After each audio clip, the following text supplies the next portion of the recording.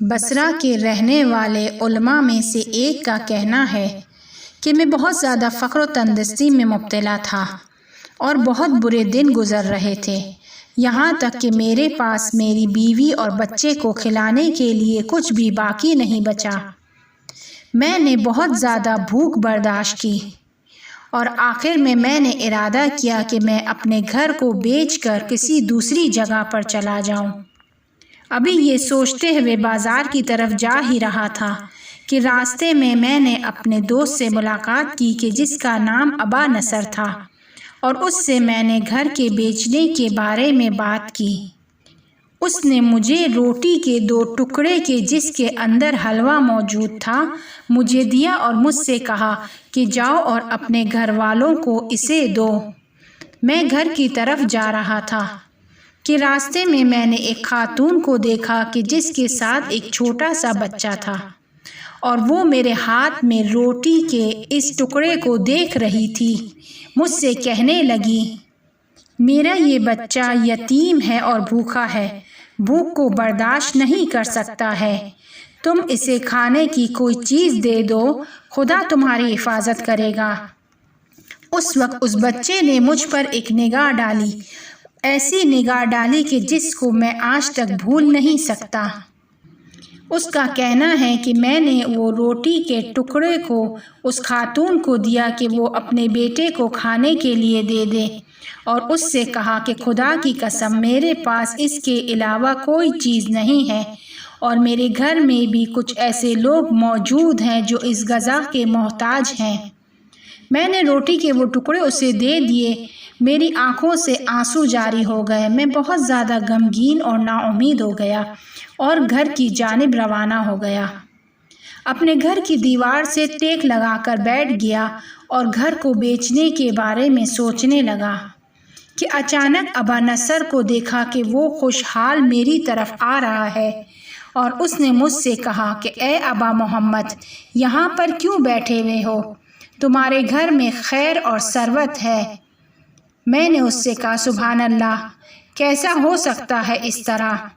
اس نے کہا ایک شخص خراسان سے آیا ہے جو تمہارے اور تمہارے والد کے بارے میں پوچھ رہا ہے، اس کے ساتھ بہت زیادہ دولت ہے۔ میں نے اس سے پوچھا کہ وہ کون شخص ہے؟ کہنے لگا کہ بصرے کا کوئی تاجر ہے، تمہارے والد نے 30 سال پہلے اسے کچھ مال امانت کے طور پر دیا تھا، لیکن وہ فقیر ہو گیا اور اس مال کو تمہارے والد کو لوٹا نہیں سکا۔ اس کے بعد وہ بصرہ چھوڑ کر خراسان کی جانب چلا گیا، وہاں پر اس کا کام چل پڑا اور وہ تاجر بن گیا۔ اب وہ دوبارہ بصرہ آیا ہے تاکہ تمہارے والد کی امانت کو واپس لوٹائے۔ 30 سال پرانی ثروت جو سود کے ہمراہ ہے۔ وہ کہتا ہے کہ میں نے خدا کا شکر ادا کیا اور اس خاتون اور یتیم بچے کو ڈھونڈا اور اسے بھی اس قدر عطا کیا کہ وہ لوگ بے نیاز ہو گئے۔ اس ثروت سے میں نے سرمایہ گزاری کی اور بصرہ کے تاجروں میں میرا شمار ہونے لگا۔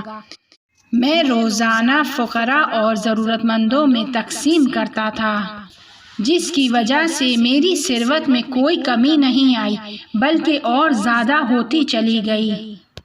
آہستہ آہستہ مجھ میں غرور آ گیا اور مجھے بہت زیادہ اس بات کی خوشی تھی کہ میں نے اپنا نامہ اعمال نیکیوں سے پر کر دیا ہے اور خدا کی بارگاہ میں میرا شمار صالحین میں ہوتا ہے۔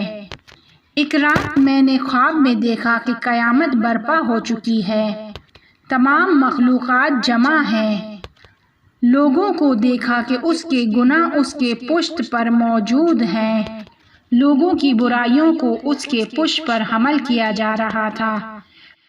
میں بھی میزان تک پہنچا تاکہ میرے نامہ اعمال کو وزن کیا جائے۔ میرے گناہوں کو ایک پلڑے میں رکھا گیا اور میری نیکیوں کو دوسرے پلڑے میں رکھا گیا، لیکن میری نیکیوں کا پلڑا ہلکا تھا اور میرے گناہوں کا پلڑا بھاری تھا۔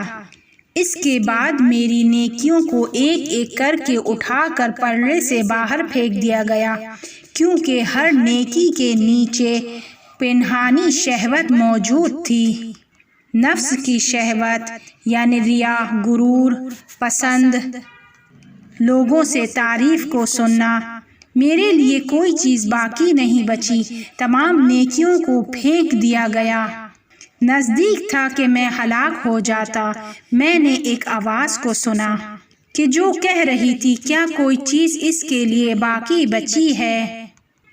کہنے لگے، ایک چیز اس کے لیے باقی بچی ہے، اور وہی روٹی کا ٹکڑا ہے کہ جو اس نے اس خاتون اور اس کے بچے کو دیا تھا۔ اس کے بعد اس نیکی کو میرے پلڑے میں رکھا گیا اور ان آنسوؤں کو جو اس خاتون کی آنکھوں سے نکلے تھے کہ جب میں نے اس کی مدد کی تھی، میرے نیکیوں کے پلڑے میں رکھا گیا۔ میری نیکیوں کا پلڑا بھاری ہو گیا، یہاں تک کہ آواز آئی، نجات پا گیا۔ خداوند عالم کوئی بھی عمل کو اخلاص کے بغیر ہم سے قبول نہیں کرے گا۔